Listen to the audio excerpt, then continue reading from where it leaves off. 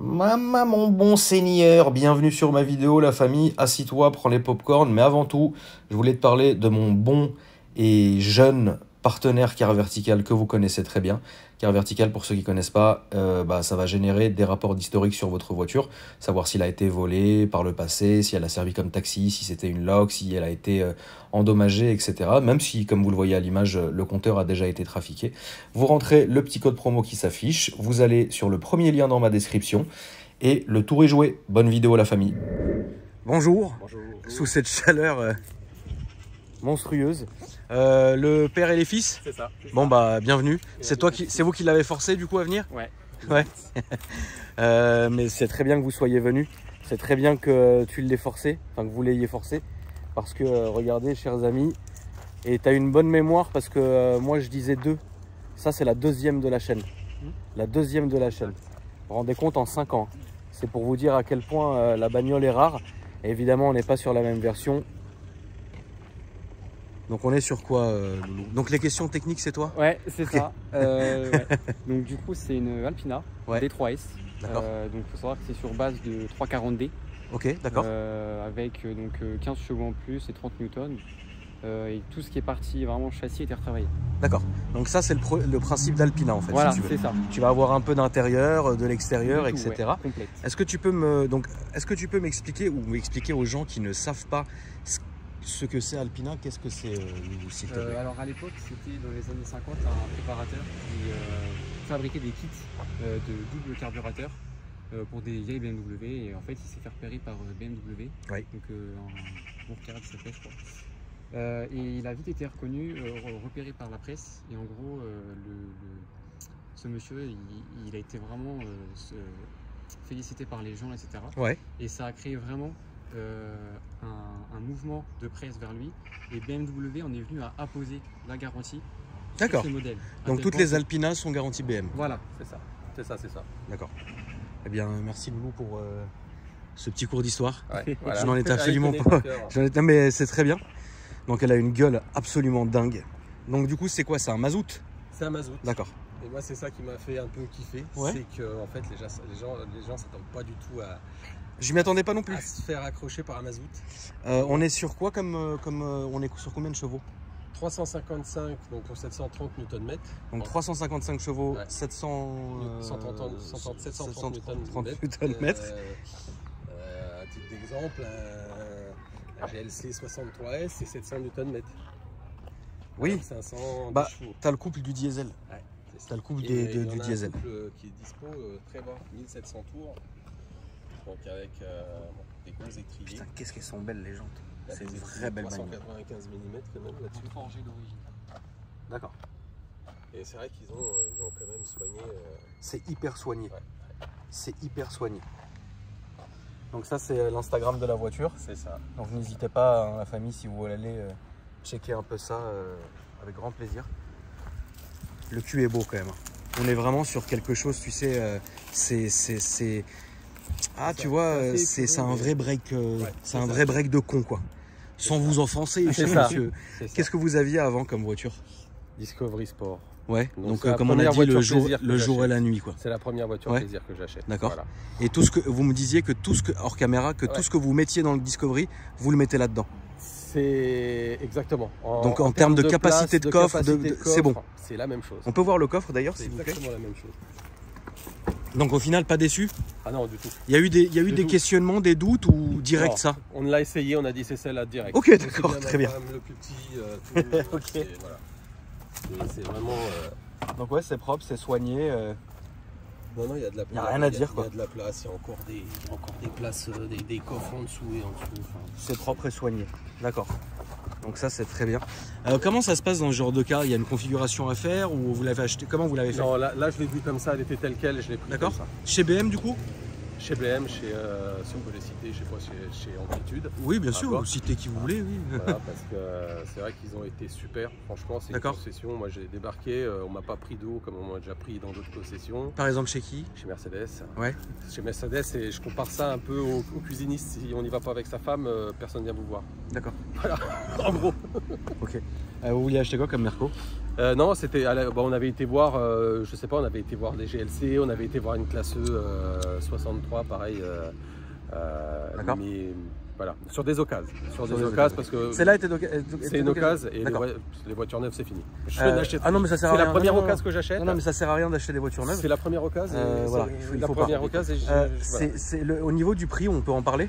Ouais, ça vaut quoi? On peut en parler, ça vaut 70. Ouais. Ça vaut 70 avec 70 000 km. D'accord. Aujourd'hui, avec un tout petit peu moins de kilomètres, les équivalents dispo, elles sont à 25-30 000 de plus déjà. D'accord, ouais, je l'ai acheté en avril. Ok, ouais, donc tu as quand même un delta. Ouais, d'accord. Ok, voilà. je vois le genre de code que c'est. En tout cas, c'est une très très belle voiture. Putain, elle est racée, elle est belle, les immenses jantes, c'est dingue. Les pneus flanc tendus comme ça là. Combien? Aller-retour Portugal 2 fois en peu de temps. Ouais. Je me suis dit on va arriver cassé. Ouais. On va faire ça en une semaine. Rien du tout. C'est d'un confort. Voilà. En mode confort plus. Ça consomme à mort? Rien du tout. 6 litres 5, 7 litres. Ouais, donc c'est pas grand chose. Non, c'est vraiment la voiture. C'est. Bonjour. On peut parler là?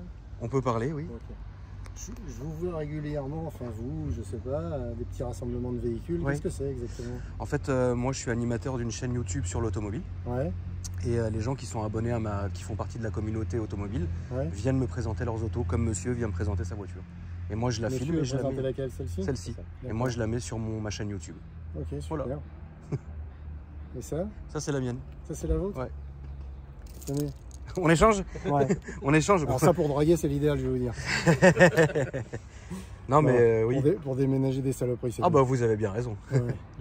Je vais pas prendre l'Audi pour mettre des... Non, il faut pas. Non, vous avez raison. Non mais ça c'est la vôtre. Alors c'est quoi, Bentley? Ouais, Bentley rien acheté.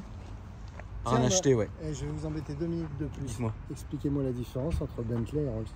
Bentley et Rolls. Alors la différence entre Bentley et Rolls, c'est que c'est à peu près la même chose, sauf que Rolls-Royce ça a toujours été plus luxueux, moins sportif. Et Bentley, ça sortait quasiment de la même usine, ça a toujours été les mêmes châssis, ça a toujours été presque les mêmes moteurs, presque les mêmes intérieurs. C'est juste que Bentley ont toujours été plus sportifs que Rolls-Royce, tout simplement. Mais c'est exactement la même gueule jusqu'à dans les années 2000. Ça, c'est la harnage qui existe en plusieurs déclinaisons. Ça, c'est la T, donc la plus haute, la plus sportive, entre guillemets. Et Rolls-Royce avait exactement la même qu'on appelle la Silver Seraph. Sauf que la Silver Seraph, c'est exactement la même chose, en plus bateau, en moins puissant. Ouais, c'est dans son temps, quoi. C'est pas mal. 2006, celle-là. Bon, en moins haut de gamme, ça fait comme Toyota et Lexus, alors? C'est à peu près la même chose. C'est à peu près la même chose. Comme la Volkswagen? Ouais, non, peut-être pas, mais ouais, c'était la même maison. D'accord. Alors que maintenant, Bentley a été racheté par le groupe VAG et Rolls-Royce par BMW. Donc du coup, on est encore là, on est vraiment sur les dernières Bentley, moteur Bentley. C'est pour ça que... Qu'est-ce que vous avez là-dedans? 6? C'est un 6 litres 3 quarts, un V8 de 6 litres 3 quarts avec 2 gros turbos. Ouais. Voilà. Ah oui, non, c'est infâme. Ouais, la conso, elle est infâme dessus. Voilà. Bon, je vous laisse tranquille. Avec plaisir, bonne journée à vous, monsieur. Merci. Du coup, conso, rien? Rien. Okay. Rien, même en faisant le pont, on arrive pour faire plus de 8, 5. Ouais. En fait, pour l'instant, j'ai pas trouvé de défaut à cette voiture. T'as pas trouvé de défaut? C'était ma prochaine question. Tu peux m'ouvrir le capot, s'il te plaît? Je peux te tutoyer, oui, cher papa? Vous l'avez mis à bout. Ça me rajeunirait un petit peu. Alors, putain de gueule, en tout cas. Vous êtes d'où au Portugal, les gars? Nous, c'est une petite ville qui s'appelle Viseu. D'accord. Voilà, qui est plutôt dans le centre du pays. Ok. Voilà. Tu vois, tu peux filmer. Faut savoir, sur toutes les Alpinas, c'est une méthode pour repérer les authentiques des fausses. Ouais. Les 3 derniers chiffres du numéro, en fait, il y a le numéro BM barré. D'accord. Et les 3 derniers chiffres du numéro Alpina, donc ça correspond au numéro de l'exemplaire. Ok. La plaque, Voilà. Donc ici, c'est la 91. Ah d'accord, oui, ils sont numérotés. C'est vrai, Voilà. exact, c'est vrai. Voilà. À combien d'exemplaires? C'est pas limité, mais en fait, c'est pas limité, mais elles sont numérotées. Pour l'instant, on a vu qu'il y avait cool. eu 360 autour des 400. Peut-être 400 maintenant de produits, ouais. Franchement, j'aime beaucoup cette caisse. B57. On va filmer l'intérieur aussi parce que l'intérieur est hyper soigné. Alors moi je suis pas un fan, on a aimé aussi la config parce que je suis pas du tout un fan des intérieurs tout cuir, c'est comme ça. Ah, il y en a beaucoup, bien sûr. Je trouve pas ça agréable. Ah, il y en a beaucoup, hein, bien sûr. Non, il y en a beaucoup et je le conçois tout à fait. Je le comprends très bien. Côté comme ça, Alcantara. Donc c'est quand même taffé parce que tu as du cuir ici de l'Alcantara et ici tu as du tissu couleur carrosserie. Donc ça réfléchit et les surpiqûres couleur carrosserie. Comme quoi Alpina c'est du taf, hein, c'est pas de la blague. Pareil avec les doubles couleurs de surpiqûre, tu as le vert en bas. Avec les fonds de compteur bleus Alpina. Fait main. Cousu main. Tu le sens, c'est vrai qu'il y a 4 couches de cuir dessus et ça sent. On va filmer ça après la plaque. Mais en vrai tu sais c'est une vraie caisse de daron en fait. C'est ça. Ça c'est une caisse de daron. J'en suis un, tu vois, et oui, j'en ai encore un comme ça, et puis j'en ai un plus petit qui peut venir mais qui a pas plu. Gabriel qui a pas plu. Bon, bah, voilà, qui était ça c'est une vraie caisse de daron en fait. Voilà. Et pour l'instant ça nous permet de tout faire. Quoi. Et l'arrière. Mais c'est le délit du coup, c'est ce que tu roules tous les jours. T'as quoi à côté? Ça peut l'être. On a une A3 150 de base, qui sera pour Thomas après. Voilà. Là t'as rien pour l'instant? Il a pas le permis pour l'instant. D'accord. Tu vas te retrouver avec la 3 du Seigneur. Ah bah ça va être beau. Et toi Loulou? Moi je sais pas encore. Je suis Golf 1, Golf 2. Putain, je te jure que j'allais le dire. Ah ouais. Les yeux de mes enfants. Ouais, ça se voit. Ça se voit. Ah tu sais, son père a une OPC. Ouais, bah oui. Voilà. L'ancienne OPC, toute. Là, vous avez la petite pièce Alpina, le petit logo qui est ici. Des petits détails qui sont sympas. Franchement, c'est propre. Ouais. C'est vachement. Putain, elle est dans un état la bagnole. Les petites LED, en fait, c'est la personne qui l'a. Un vieux Non. Ah non, ok. Un jeune, il faisait Marseille-Paris. Il remontait un peu de coke. Ouais, c'était de la poudre, mais c'était pour isoler les maisons, pour faire les façades. Poudre magique. Et au final, il a fait les 70 000 bornes, il les a fait en à peine un an. Ouais, c'est une routière quoi. Voilà. C'est une caisse d'autoroute. Voilà, c'est très bien. Un bon mazout. Bon, on est parti pour les. Il y a un petit son quand même au démarrage? Non. Voilà, t'as pas. Ah. On peut pas tout avoir. La caisse du daron qui va bien. Certes. On va aller faire un petit tour. Je pense qu'on va être bien là-dedans. C'est sûr qu'on va être bien là-dedans. Attends, je vais vous lire. Oh, on est bien là-dedans. Donc attends, c'est une quelle année ça du coup? Ça c'est une décembre 2021. Décembre 2021. Voilà. Ok. Décembre 2021. Attends, je me permets juste d'éteindre la radio. Ça oui. Et puis voilà quoi. Donc décembre 2021. Ok. Bah là on va sortir, on va aller là-bas s'il te plaît et à droite direct. Donc là ça fait combien de temps que tu l'as? Ça fait, on l'a acheté en avril. Avril. On l'a acheté en avril. Nous sommes en septembre. C'est ça. Du coup, on a roulé 12 000 déjà. Tu t'es pas lassé du tout? Ah non. Ok. Est-ce que tu peux me dire, c'est con comme question mais je la pose à chaque fois, de me faire toutes les caisses qui t'ont marqué dans ta vie que tu as eues? Bah j'en ai pas eu beaucoup justement. Okay. C'est vraiment la première caisse. Plaisir. Ta toute première caisse c'était quoi? Ma toute première caisse c'était une 309. Un Peugeot 309 XS. Ah d'accord. Je mettais 400 francs, je faisais 350 km. Voilà. Ça te manque cette époque? Ah non, franchement non. C'est vrai? Moi non. Parce que ma 309 elle était un peu pourrave. Non mais t'as pas une nostalgie de comment on pouvait rouler avant? Si. Comment le monde était avant? Moi j'ai connu l'époque, je sais pas si tu. Moi c'est ce que j'ai connu quand on fumait dans les avions. Oui, mais moi j'ai connu quand mon père rentrait à la banque avec la cigarette. Tu vois, j'ai connu les GTI Mag, avant les RI, bien sûr. J'ai connu tous ces temps-là, oui. Il y avait déjà de la super caisse, il n'y a pas photo. Et là, ça sera à droite, s'il te plaît, et toujours tout droit. Là-bas et tout droit. Ok, très bien. Non, c'est vraiment. Là, c'est la première caisse plaisir. Après, j'étais pas du tout parti là-dessus. D'accord. J'avais ciblé un Levante parce que j'avais kiffé le bruit.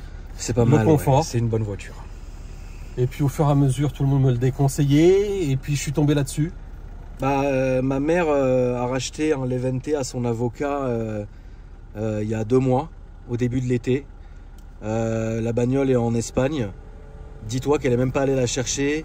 Elle m'a même pas dit. Moi, je me suis dit, vas-y, je vais y aller. Ouais. Elle m'a dit, mais même pas en rêve, même plus en rêve, tu touches une de mes caisses. J'ai interdiction, j'ai 36 balais et 3 enfants, je peux plus toucher les caisses de ma daronne. À mon avis, elle lui a dû me prendre pour faire plaisir, tu sais. Voilà. Mais c'est vrai que la Levante, c'est une caisse que moi j'ai toujours aimée. Ouais, elle a un super son. Et là, si je dis pas de conneries, j'ai vu dernièrement, alors j'aimerais bien la passer sur ma chaîne. Là, je crois que c'est la dernière Maserati, la Modena ou un truc comme ça, je sais pas. Maserati, ça vous dit un truc, les gars? La plus petite. Le petit 4x4 bizarre là. Grecale. Le Grecale. Vous êtes sûr? Ouais. Pourquoi j'ai appelé ça une Modena, moi? Je suis un malade mental. C'est la Grecale. Là, ça doit... Incroyable cette caisse, incroyable. Pour aller chercher des cigarettes, il n'y a pas mieux. je sais pas où est-ce qu'il compte aller, mais tu vois. Ah ouais, en fait, j'étais vraiment arrêté sur rien, puisque d'un Levante essence, je suis venu sur une Alpina diesel, quoi. Mais là, je vais te redonner la chance de pouvoir mettre dedans à un moment donné, parce que j'ai l'impression que ça marche quand même vachement bien. Tout droit, tu continues toujours tout droit. Ouais, tu restes ici, tu continues toujours tout droit. Franchement, ça a l'air de bien partir. Hein. Ouais, ça part bien. Non, ouais, ça a l'air de bien partir. Et puis dedans, évidemment, les amis, tout est à sa place, tout est beau. On est évidemment sur les nouvelles générations d'intérieur BMW, donc ça dit pas un mot. Ouais, c'est ça. Après, faut aimer. Hein, première BM. Première BM. D'accord, ok. Ouais. Première BM, et puis... Non, moi, je trouve ça qualitatif, en fait. Ouais, c'est franchement qualitatif. C'est tout ce qu'on touche. Voilà, y a... Non, c'est pas du toc, tu vois. Ça fait pas, pas plastoc. C'est pas du plastoc. C'est des options aussi, tout ça. Mais ouais. Les boutons, c'est de l'alu anodisé. C'est voilà. Donc le fameux 091 que tu retrouvais tout à l'heure sur le numéro de châssis. Ouais, exact. Voilà. Ils ont enlevé le EcoPro. Ouais. Donc, oui, en fait, qu'est-ce qu'ils enlèvent? En fait, par rapport à un 340D normal, ce qu'on a de plus, on a une position confort plus déjà qui n'existe pas sur les BM traditionnels. Okay. D'accord.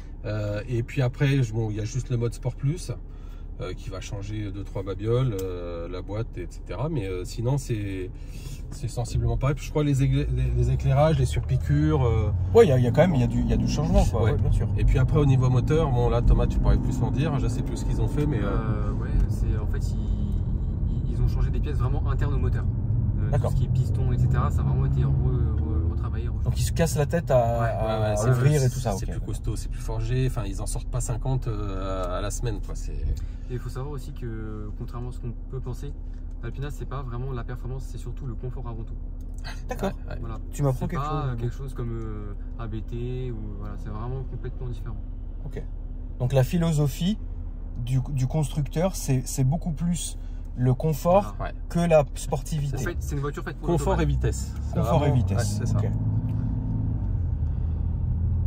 Bah, on est bien confortable. En tout cas. Là, il y a et puis là, je suis en mode sport. Hein.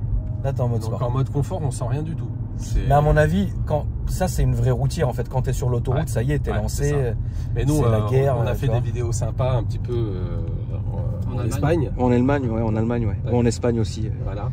L'Espagne allemande. C'est ça, l'Espagne allemande.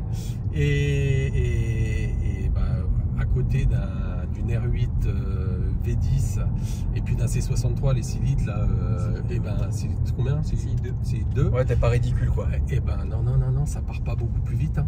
Moi, j'étais vraiment surpris. Et... Bah, en fait, si tu veux, t'as le couple énorme du diesel, du démarrage. C'est ça. Bon, après, c'est vrai que par rapport à un essence, ça peut s'essouffler à un moment donné.